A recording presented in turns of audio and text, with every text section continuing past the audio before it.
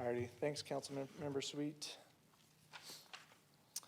Good evening, everybody. Welcome. My name is Eli Reisner, City of Flagstaff Capital Improvements Project Manager for the Spruce Wash Flood Mitigation Suite of Projects. I just want to thank you all again for coming tonight, both in person and online. I want to remind everybody that this meeting is going to be recorded and posted to the website, which you'll be able to see that website link here at the end of the presentation. There's also some handouts here at the meeting that has that link, has the website information, and there's also a phone number there that you guys could call if there's any follow-up questions after the meeting for either those online or those of you that are here in person. Let's see, so for tonight, what we're looking at for tonight is going through the infrastructure project updates, including the milestones, the construction, review of the modeling, going through the short-term and long-term plan for mitigations, and also at the end of the presentation, we're going to have a discussion and general questions session. We've got most of our design team and construction team present here tonight to kind of go through those questions for you if you guys have any tonight. So with that, let's jump into the infrastructure projects.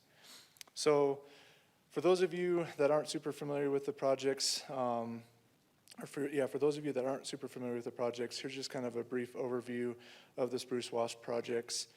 Projects 1 through 8 are the Spruce Wash suite of projects that we're referring to, and these are funded through Proposition 441. Oops, sorry. Now you have that map to actually look at it.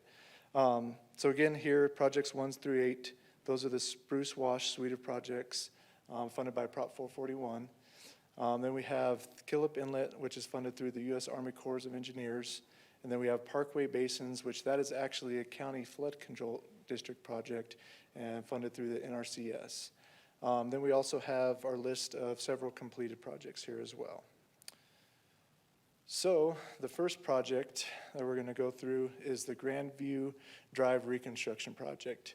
This project is located on Grandview Drive, as you can see here on the map, between Cedar and Linda Vista.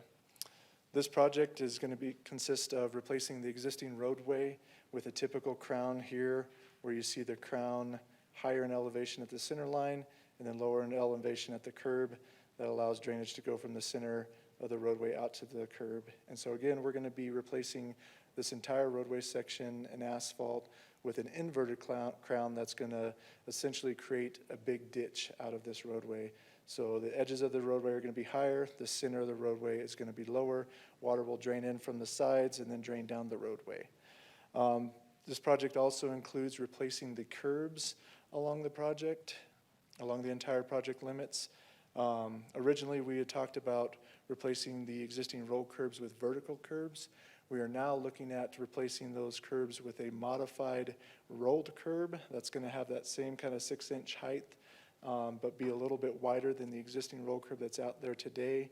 And that'll help with the impacts to driveway lengths compared to a vertical curb, and that'll also help expedite construction and also all still providing the stormwater capacity for the roadway. So with that inverted crown, we're also going to be replacing the existing water and sewer main infrastructure, water and sewer services, and all of these improvements will also be included, will be the same improvements that are on all the side streets and cul-de-sacs along Grandview Drive there. So again, these improvements just really help to increase the capacity of the roadway to be able to carry that stormwater through the roadway. Next project here is the Wedge Detention Basin. So that's number 2 shown here on the map. And you can kind of see proximity of that to the rest of the projects. This project is located on the city-owned parcel that's just west of Cedar Safeway, north of the Coconino High School. This project consists of a large detention basin and a storm drain that captures water from the Spruce Wash here at the Linda Vista crossing and will pipe that storm water through this storm drain underground, down Linda Vista and West Street and into this detention basin. This project will also include some small sections of sewer replacement, where we're going to be replacing the sewer main from approximately in here and running down Linda Vista Drive to Grandview. And we also have a little bit of water replacement, where we're going to be replacing some of the existing water main between Paradise and Grandview on Linda Vista. And along with all these improvements to the storm drain, the water and the sewer mains within Linda Vista Drive, we'll also have removal and replacements of the existing asphalt roadway and a couple sections of curb and gutter that'll be replaced where the new storm drain is getting close to that existing curb and sidewalk locations. So again, these improvements will help to reduce the volume of water that is going down the Spruce Wash, pull some of that water out of the Spruce Wash, take it offline over to the detention basin. The next project is the Linda Vista Drive crossing project. This project is located at Linda Vista Drive and the Spruce Wash crossing between Paradise and Adrian Way. This project consists of replacing the existing 2 storm drain pipes with a new larger concrete box culvert. And also at this location, as well as continuing the stormwater flows in the channel, we're also going to be having another inlet that'll be off to the side of that larger inlet for the channel for the inlet for the wedge detention basin storm drain. The improvements with this project will help increase the inlet stormwater capacity, reduce the volume of water that's going down the Spruce Wash, and also keep more of that water in the wash and limit overtopping at this location. The next project that we have here is the Cedar Avenue to Linda Vista Drive project. So this is the section of Spruce Wash channel from Linda Vista Drive down to Cedar, kind of between Grandview and Monte Vista. So on this project, we're going to be regrading the existing channel and constructing an Armor Flex block and concrete channel. The Armor Flex block portion of the channel, we're looking at roughly the first 500 feet or so of that channel just downstream of Linda Vista, and that'll hopefully give it a little bit more natural look, allow some regrowth, but that's something that we're looking at right now, and the remaining portion of that channel will all be concrete channel. Improvements also consist of relocating the existing gas main, lowering that for all the regrading that's going to be taking place for the new channel, and then as well as replacing portions of the sewer or the gas services that come up out of the channel to each of the properties along Monte Vista and Grandview. We're also going to be looking at relocating portions of the overhead power lines that run along the channel. Won't be all of it, but there's definitely going to be some portions that we're going to have to relocate and replace. So these improvements will help increase the capacity and efficiency of the channel and provide protection for the larger volumes and velocities that we're going to be seeing down this channel with the increased size in the box culvert at the Linda Vista crossing. The next project is the Cedar Avenue crossing project. This project is located on Cedar Avenue at the Spruce Wash between Grandview and Monte Vista.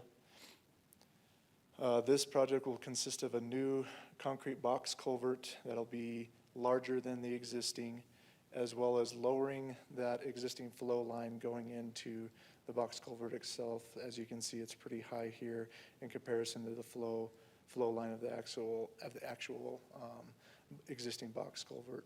We're also going to have a couple water main relocations here in Cedar Avenue, as well as some asphalt replacements and curb and gutter when that new box is installed. These improvements will help increase the capacity and efficiency of the channel, and again help more water go down through that channel quicker.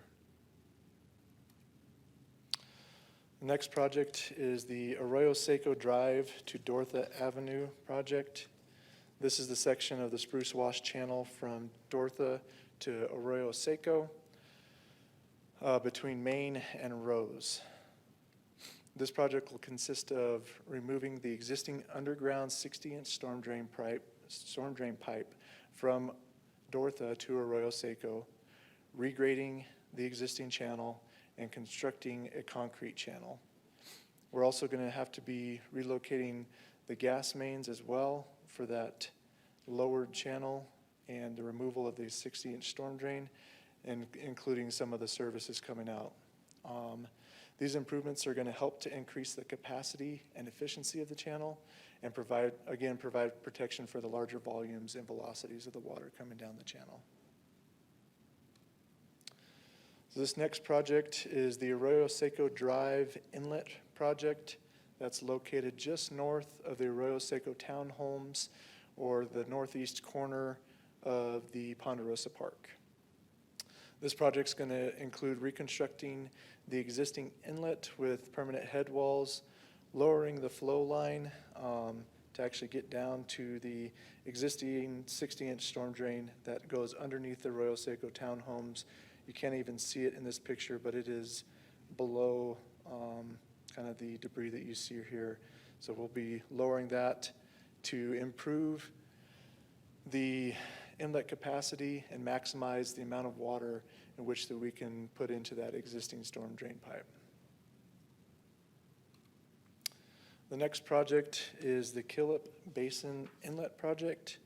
This project is in very close proximity to the Arroyo Seco Inlet project. You can see the Arroyo Seco Inlet here, and we'll be constructing a new inlet that's going to essentially capture any overflows that the 60-inch storm drain pipe cannot handle, and put that underground into a box culvert that goes underneath Ponderosa Park through here, and then outlets into the Killip detention basins. Again, this project will help to send that water that the 60-inch storm drain can't handle into the Killip Killip regional detention basins. The next project is the Killip Basin Secondary Outlet Project. This project is located on 6th Avenue between 1st Street and Main Street. And this will be a new outlet from the Killip Basins, which you can kind of visualize here. So the new outlet will go here into a new storm drain pipe, directing additional flows into the West Street storm drain. And these improvements will help the basins from overtopping onto 6th Avenue with that additional water that's coming down the Spruce Wash. So that wraps up kind of our overview of the infrastructure projects and what is proposed for them. So now let's go into our milestones for the project. So I just want to emphasize the aggressive schedule of this design and construction. This bond was passed, Proposition 441 was passed back in November of 2022, and here we are constructing utilities on Grandview, which started in September of 2023. And we're currently at the 60% design for the rest of the suite of the projects, with the final design anticipated for the suite of projects to be done by the end of the year. And construction will be continuing through 2023, and then ramping up in 2024, and then continuing in 2025, with completion anticipated for the entire suite of projects in 2026. This construction schedule is very preliminary and very weather dependent, given that we are just at 60% designs, and we've got a lot of seasons to come through with both snow and monsoons. So that is very preliminary, but that is our best guess at what we're looking for as far as construction for the next 23 through 26. But that'll be something that we continue to refine as we are continue to wrap up the design of all the projects. So that is it for the milestones and kind of schedule for the projects. Let's jump into some of these projects that are currently under construction. So the Grandview utilities, or the utilities portion of the Grandview project, that again started in September 5th of 2023, with the anticipation of those utilities being complete in the spring of 2024. First, we're starting with the sewer improvements, since those are gravity fed, starting from the downstream side, if you will, on Main Street, working our way north up to Linda Vista. And we're working and installing the main first, and then the short side sewer services, which are located on the west side of the sewer main and west side of the street. Those will be followed up by the east side sewer services, and then following the sewer service or sewer improvements will be the water improvements, which will, again, we're looking at starting those on the south side of the project, working north up to Linda Vista. During this construction of these projects, we're going to maintain access to driveways. Eagle Mountain Construction has done a great job so far of coordinating with residents and business owners to help maintain that access. There's going to be temporary interruptions where we're doing the main across the driveways and services across the driveways, where we're working with the property owners and business owners to kind of coordinate that access when they need to come out and stuff. And they've been keeping out in front of the improvements and going door to door and talking with folks. So next would be the snow removal that we're looking forward to here coming up this winter. That'll be done by Eagle Mountain Construction within the closure of the work from Cedar to Linda Vista, including the. There will not be a winter parking ordinance enforced within the construction limits. So parking will not be an issue. We do ask that if you are going to be parking on the street, just to kind of stay out of active construction zones. Again, that's something Eagle Mountain's done a great job coordinating with residents on so far. So for the next project that's under construction is the County Flood Control District's Parkway Basins Phase 2. This project started in October of 2023. Completion is anticipated for December 31st of 2023, and this is a series of 3 sediment basins, where the first sediment basin was completed in the summer of 2023 prior to monsoon season. Again, this is a County Flood Control District project, and they have hired Kinney Construction Services to perform this work on the 2 remaining basins that are kind of the 2 upstream basins. The first basin that was completed was the downstreammost basin. Alternative forest access has been identified. The trail that comes off of, I think this is Adrian, will be closed during construction. So people can use Appalachian Road as an alternative forest access, as well as kind of the north end of Paradise Road. Tree removal was completed this week. Next in line for construction activities will be the earthwork for removing the existing, soils within those basins, and then hauling in some of the riprap rock and large boulders to protect the sides of those basins. So that wraps up what is under construction. I'll turn it over to Joe Lovrich with J.E. Fuller to go over the benefits of the projects identified by the modeling. Joe? All right, good to see you all tonight.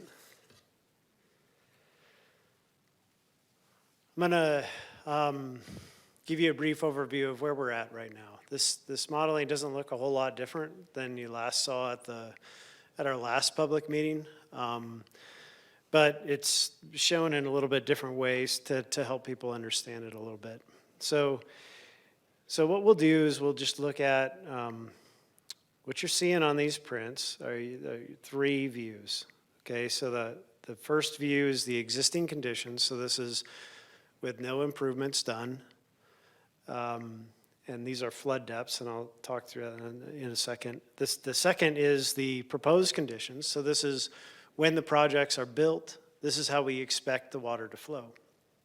And the third is the depth change. So this is how we expect the water surface elevation or the depth of the flooding to change. So when you're looking at, first if we start with the flood depths, there's this color ramp in the bottom, and if you can't see it, if you're in the blues, it's less than a foot. The greens are basically 1 to 3 feet, and then orange or yellow, orange, and purple go deeper depths from that. So, you know, existing conditions down Grandview, kind of what was experienced in 21, you know, you have a couple feet deep of water, a little bit deeper going around the corner of Linda Vista. And also on this map, on the proposed conditions, you can see this line work for where these projects are. So this black line here along Grandview, it defines the Grandview project. This is the storm drain inlet down to the wedge detention basin, which is here. That's how the water is being routed, and it flows out of that basin through a pipe that then ties again into the main channel. This blue dot here, this is where the Linda Vista box culvert is going, and the channel improvements that extend down from that.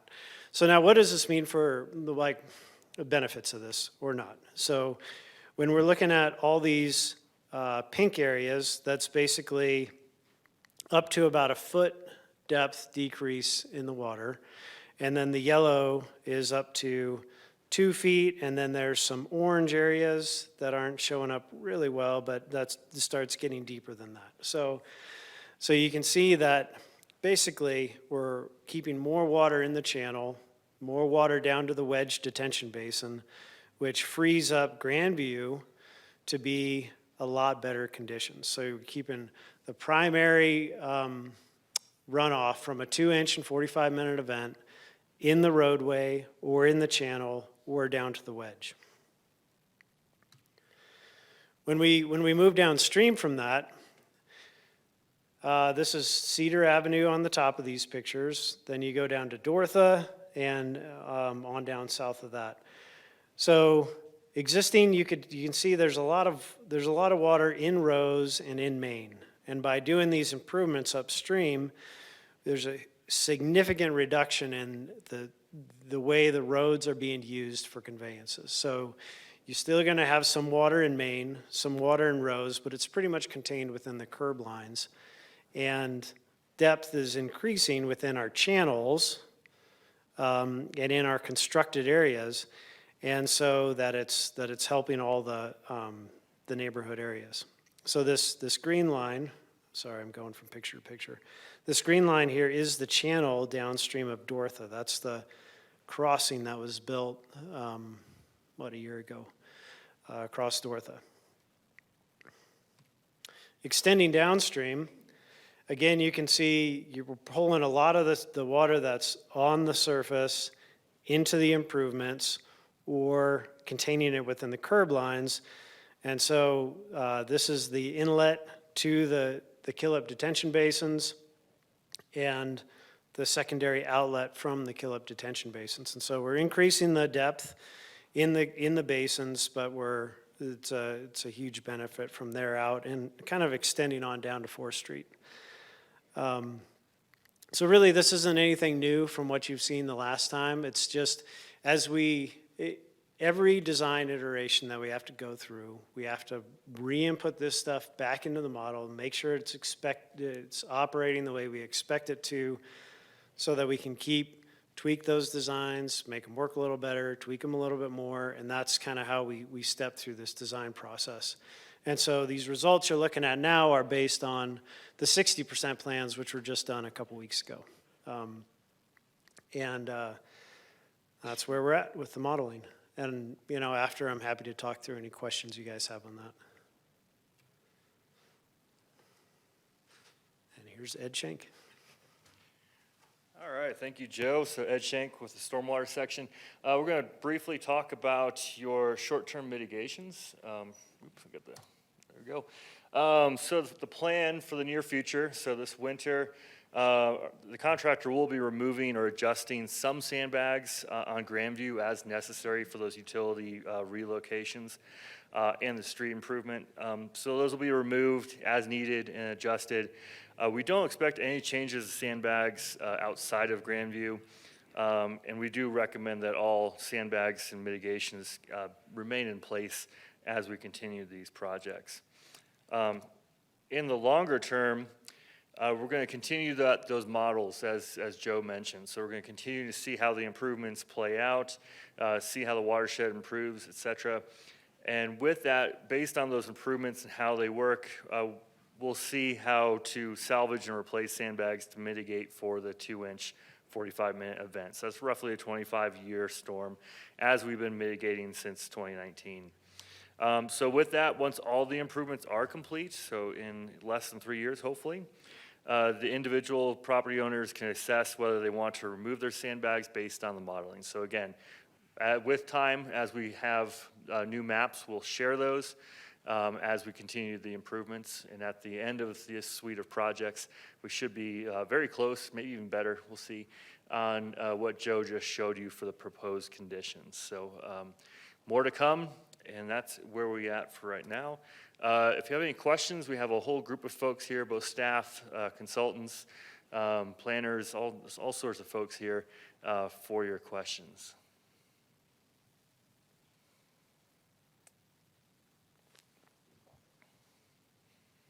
We also have a mic going around so people can actually hear.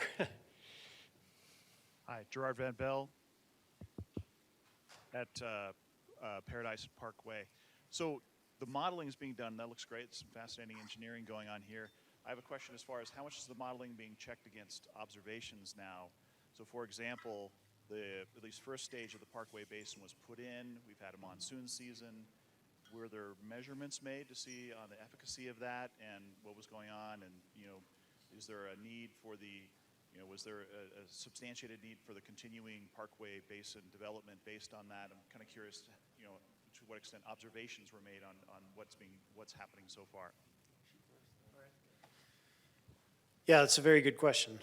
So, give you a little background. Since 2019, every storm is documented with the gauges that are up there and the cameras and the observations. And each of those storms then get wrapped back into our assessment of where we think the watershed is at. So 2021 gave us a lot of good data, right? 2019 and 2020 didn't really. 2022 gave us a little bit. There were some storms that produced a little bit of runoff, but there weren't any really significant storms. And so those storms were used to help adjust our model last year. This year, I wish we had some better calibration data. The amount of rainfall on the museum fire itself was really minor. And so the amount of storms that we got out of the museum fire were, you know, not much to help any of the calibration. So the way we kind of think about it is until we have better data to justify turning the knob down on where we think the hydrology is, we're going to kind of leave it where it's at. And so we can make all the field observations we want and things, but yeah, that's kind of how we have to operate.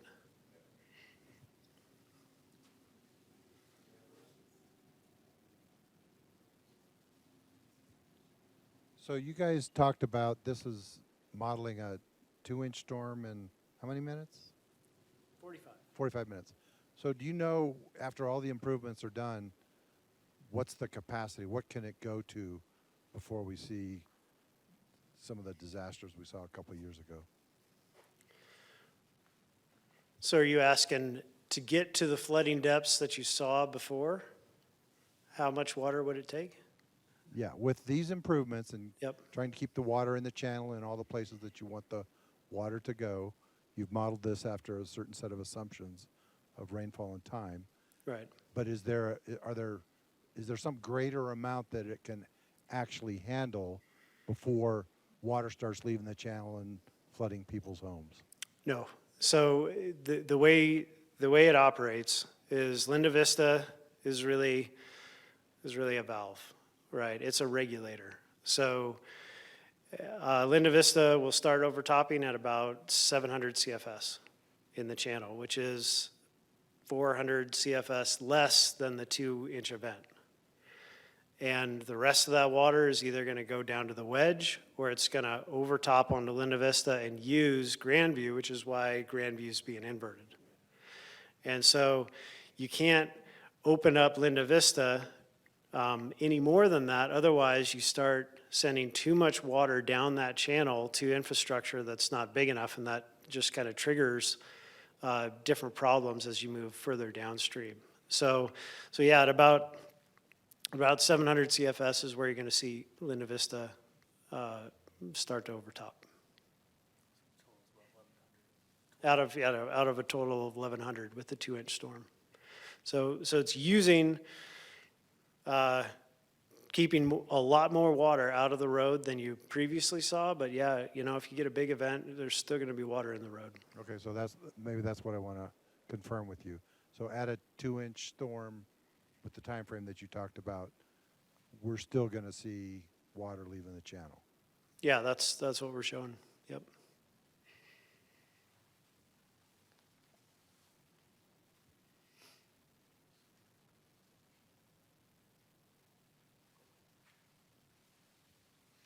Okay, if we don't have any other questions, is there anything you want to close with, Eli? I mean, maybe the webpage or?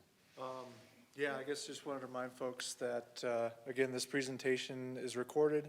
It's going to go on to the museum fire, or was it museum flood? I'm just going to. Thank you, Sarah. Museumfloodprojects.com. The scan code for it is right here. It's in the handouts that we provided here on the meeting. And then also the presentation will be saved on that website as well. There's also another phone number on the handout that you can call with any questions. Yeah, and with that, I think that is it for tonight. If there's no other questions, happy to stick around for more questions if folks have them. But yeah, thanks for everybody coming out, and thanks for everybody online watching.